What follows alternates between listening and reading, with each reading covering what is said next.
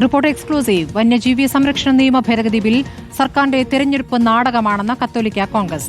വന്യജീവി വിഷയത്തിൽ സർക്കാരിന് ആത്മാർത്ഥതയില്ല എന്ന് കത്തോലിക്ക Congress global director father Philip Kaveel പറഞ്ഞു. കർഷകരോട് ആത്മാർത്ഥത കാണിക്കുന്നവരെ പിന്തുണയ്ക്കുമെന്നും ഫാദർ ഫിലിപ്പ് കവീൽ റിപ്പോർട്ടിനോട് പ്രതികരിച്ചു.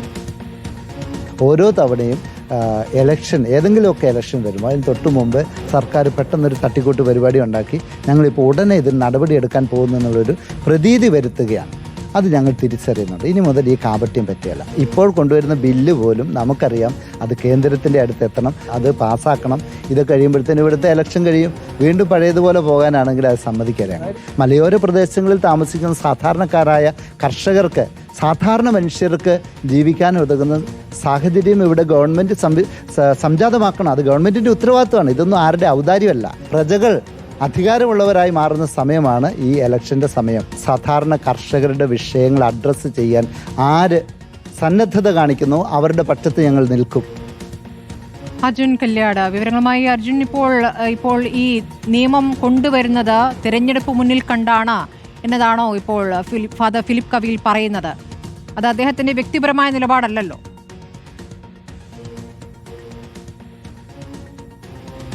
സ്മൃതി, അതായത് കത്തോലിക്ക കോൺഗ്രസിന്റെ നേതൃത്വത്തിൽ ഈ ഒക്ടോബർ മാസം ഒരു അവകാശ സംരക്ഷണ യാത്ര ആരംഭിക്കുകയാണ്. ഒക്ടോബർ മാസം 13-ാം തീയതി കാസർഗോഡ് നിന്നും ഉദ്ഘാടനം ചെയ്യാൻ വേണ്ടി പോകുന്നു.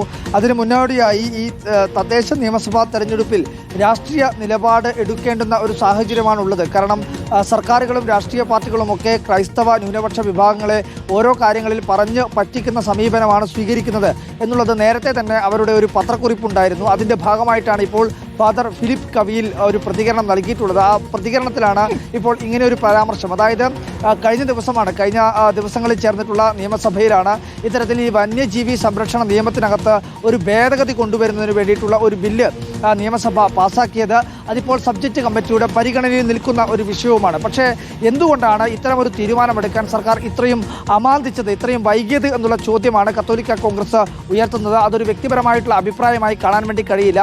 ഫാദർ ഫിലിപ്പ് കവീൽ ഈ കത്തോലിക്ക കോൺഗ്രസിൻ്റെ ഗ്ലോബൽ ഡയറക്ടർ കൂടിയാണ്. ഉത്തരവാദിത്തപ്പെട്ട ഒരു പദവി വഹിക്കുന്ന ഒരു പിതാവ് കൂടിയാണ്, ഫാദർ കൂടിയാണ്. അതുകൊണ്ട് തന്നെ അദ്ദേഹത്തിൻ്റെ അഭിപ്രായം ഒരു വ്യക്തിപരമായ അഭിപ്രായം മാത്രമായി കാണാൻ വേണ്ടി കഴിയില്ല. എന്തായാലും സർക്കാരിൻ്റെ ഈ വന്യജീവി സംരക്ഷണ നിയമവുമായി ബന്ധപ്പെട്ടുകൊണ്ടുള്ള ഭേദഗതി ബില്ല് അത് തിരഞ്ഞെടുപ്പ് മുന്നിൽ കണ്ടുകൊണ്ടുള്ള ഒരു നാടകമാണ്. അല്ലെങ്കിൽ എന്തുകൊണ്ട് ഇത് നേരത്തെ ആവാമായിരുന്നില്ല? ഇപ്പോൾ എന്തായാലും വന്യജീവി വിഷയവുമായി ബന്ധപ്പെട്ടുകൊണ്ട് വലിയ രീതിയിൽ സർക്കാർ പ്രതിക്കൂട്ടി നിൽക്കുന്ന സാഹചര്യമുണ്ട്.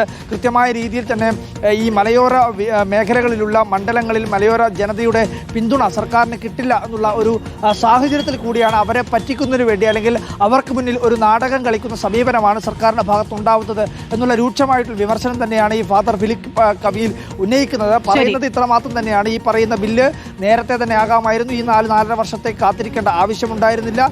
ഇത് ഇനിയിപ്പോൾ കേന്ദ്രത്തിന് അംഗീകാരമൊക്കെ ലഭിച്ച് വരുമ്പോഴത്തേക്കും തെരഞ്ഞെടുപ്പ് കഴിയും, വീണ്ടും പഴയ സമീപനത്തിലേക്ക് തന്നെ തിരിച്ചു പോകും എന്നുള്ള ഒരു വിമർശനമാണ് ഫാദർ ഫിലിപ്പ് കവീൽ ഉന്നയിക്കുന്നത്. അർജുൻ കല്യാടാണ് വിവരങ്ങൾ നൽകിയത്.